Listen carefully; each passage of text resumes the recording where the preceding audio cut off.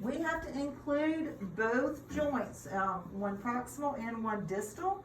So let's kind of go to where the patient is. And I'm going to have you lean forward. I want your armpit all the way up against my table.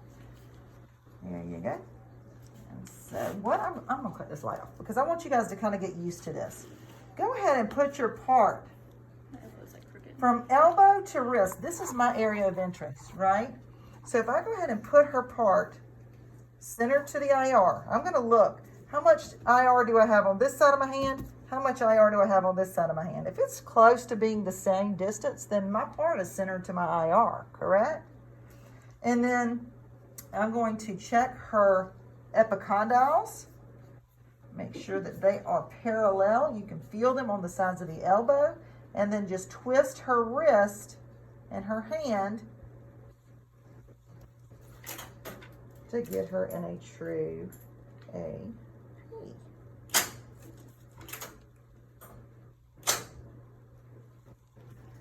Just check here and see if I'm good. Collimation.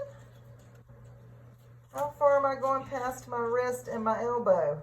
2.5 inches. 2 or 2.5? I thought 2.5. Look in your book. What you got? It's 2 inches distal to the wrist joint Yeah. and proximal elbow joint 1 inch on the sides. What is it proximal to the elbow joint though? It's 1 inch on the side all the way around. 2 inches for distal and proximal. Yep, 2 inches proximal, 2 inches distal to each joint space. Might make sure light field. When you're doing forearm, the biggest area of the forearm is going to be more proximal. So your light field needs to be 1 inch on the sides there. So put your marker in the area that's the smaller area so that it's plenty of room. You're not getting it right underneath the anatomy. You've got plenty of space. That's an AP forearm. Long axis of your parts running down the long axis of the IR. Shoulder, elbow, wrist, all on the same plane. It's not as easy as it looks because you got to get these humeral epicondyles parallel and the wrist nice and flat. Next, we're going to do the lateral forearm. So I need her her elbow to be bent at a 90-degree angle. I'm going to turn my IR. I'm going to lean you back over again to get your shoulder nice and relaxed onto the IR. And I'll kind of bring you.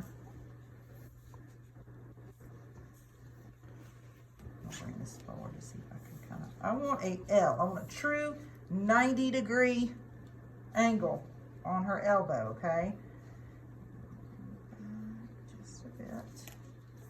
I want radius and ulna superimposed on top of one another.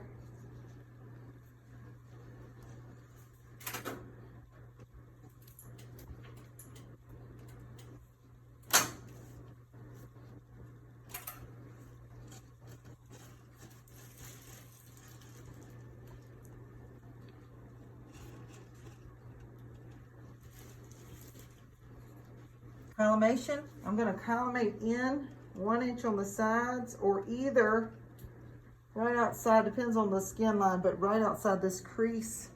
Depends on your patient too as to how that's going to work. But make sure you got 1 inch of light on the sides of the forearm and then 2 inches distal, 2 inches proximal to both joints. Shoulder, elbow, wrist, all aligned. Same plane. Questions?